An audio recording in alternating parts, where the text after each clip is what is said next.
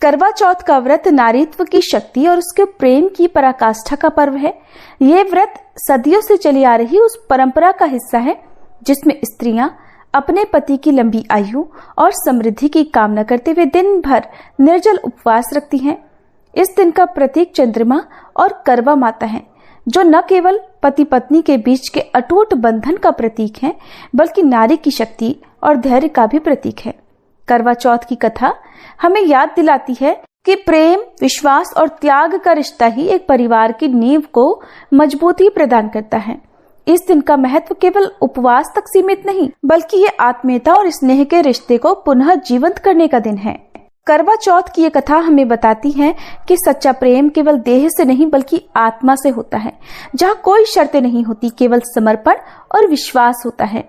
चंद्रमा के उदय के साथ जब व्रतधारी स्त्रियां अपनी पूजा संपन्न करती हैं, तो उनके चेहरे पर अद्वितीय शांति और प्रसन्नता दिखाई देती है। आइए श्रोताओं, आज करवा चौथ के व्रत को पूर्ण करने वाली इस दिव्य कथा का रसपान करते हैं और अपने अपने सुहाग की लंबी आयु की कामना करते हैं। करवा चौथ का व्रत महान प्रेम का अटूट बंधन, सजनी करती पूजा आज हो दीर्घायु साजन का जीवन। इसी शुभकामना के साथ आप सभी माताओं बहनों को करवा चौथ की ढेर सारी शुभकामनाएं।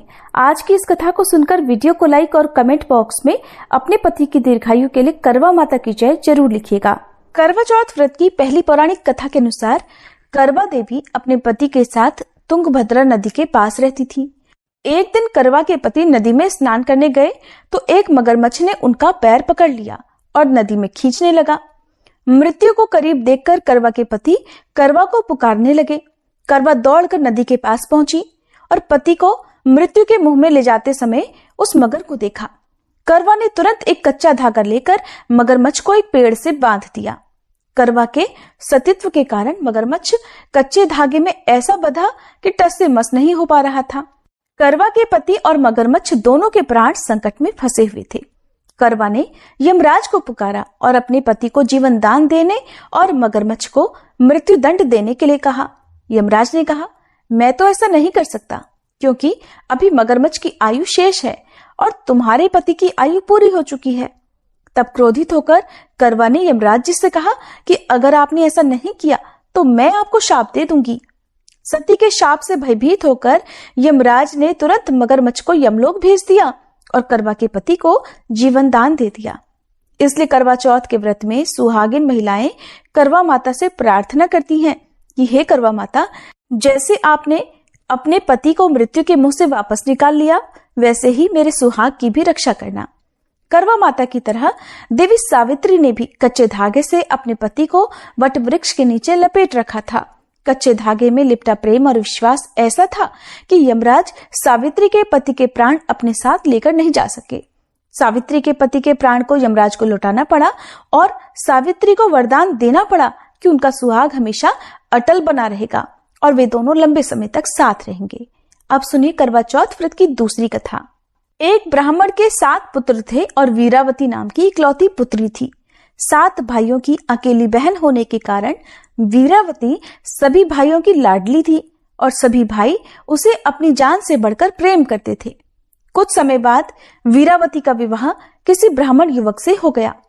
विवाह के बाद वीरावती मायके आई और फिर उसने अपनी भाभियों के साथ करवा चौथ का व्रत रखा। लेकिन शाम होते होते वह भूख से व्याकुल हो उठी। सभी भाई खाना खाने बैठे और अपनी बहन से भी खाना खाने का आग्रह करने लगे, लेकिन बहन ने बताया कि उसका आज करवा चौथ का निर्जल व्रत है और वह खाना सिर्फ चंद्रमा को देकर उसे अर्घ देकर ही खा सकती है। लेकिन चंद्रमा अभी तक निकला ही नहीं, इसलिए वह भूख प्यास से व्याकुल हो उठी है। वीरावती की ऐसी हालत उसके भाइयों से देखी नहीं गई और फिर एक भाई ने पीपल के पेड़ पर एक दीपक जलाकर चलने की ओट में रख दिया। दूर से देखने पर वह ऐसा लगा मानो चांद निकल आया हो। फिर एक भाई ने आकर वीरावती को कहा, बहन, चांद निकल आया है, तुम चांद को अर्घ देने के बाद भोजन कर सकती हो। बहन खुशी के मारे सीढ़ियों पर चढ़कर चांद को देखने लगी और चांद को अर्घ देकर भोजन करने बैठ गई। उसने जैसे ही पहला टुकड़ा मुंह में डाला तो उसे छींक आ गई। दूसरा टुकड़ा मुंह में डाला तो उसमें बाल निकल आया। उसके बाद जैसे ही उसने तीसरा टुकड़ा मुंह में डालने की कोशिश की, तभी उसे ससुराल से समाचार मिला कि उसके पति का स्वास्थ्य बहुत खराब है। वह शीघ्र अपने पति को देखने ससुराल पहुंच जाए। इसके बाद उसकी भाभी ने सच्चाई बताई कि उसके साथ ऐसा इसलिए हुआ क्योंकि उसने करवा चौथ का व्रत बिना चंद्रदेव की पूजा किए ही तोड़ दिया था। उसके भाइयों ने आग जलाकर झूठ कहा कि चांद निकल गया और उसने सच मानकर अपना व्रत तोड़ दिया। इस कारण उसका पति बीमार पड़ गया। सच्चाई जानने के बाद करवा अपने ससुराल को गई और यह प्रतिज्ञा की कि मैं अपने पति को कुछ नहीं होने दूंगी। दुर्भाग्यवश जब करवा अपने ससुराल पहुंची तो उसका पति प्राण छोड़ चुका था। पति के प्राण चले जाने पर करवा इस दुख को सहन नहीं कर पाई और सभी से कहने लगी कि मैं अपने पति का अंतिम संस्कार नहीं होने दूंगी। मैं अपने पति से दूर नहीं रह सकती। मैं एक पतिव्रता और सतीत्व की शक्ति से अपने पति के प्राणों को वापस लाऊंगी। और फिर वह अपने मृत पति को लेकर एक झोपड़ी में रहने चली गई और अपने पति को जीवित करने के लिए भगवान की पूजा व्रत आदि करने लगी। इस प्रकार 1 साल बीता। फिर करवा चौथ का व्रत आने पर उसने विधि विधान से निर्जल और निराहार रहकर करवा चौथ का व्रत रखा। चौथ माई की और गणेश भगवान की पूजा की। रात को चंद्र देवता को अर्घ देकर व्रत का समापन किया। व्रत का समापन होते ही उसका पति जय गणेश जय गौरी जय गणेश जय गौरी कहता हुआ पुनर्जीवित हो गया। इस प्रकार करवा चौथ व्रत के पुण्य प्रभाव से वीरावती का पति उसे वापस मिल गया। और तब वीरावती ने चौथ माई से प्रार्थना करी कि हे माँ, जिस प्रकार आज आपने इस वीरावती को सुहागिन बनाया और चिर सुहाग का आशीर्वाद दिया, ठीक उसी प्रकार हे माता, हे गणपति भगवान, सभी स्त्रियों को सुहागन रहने का आशीर्वाद देना।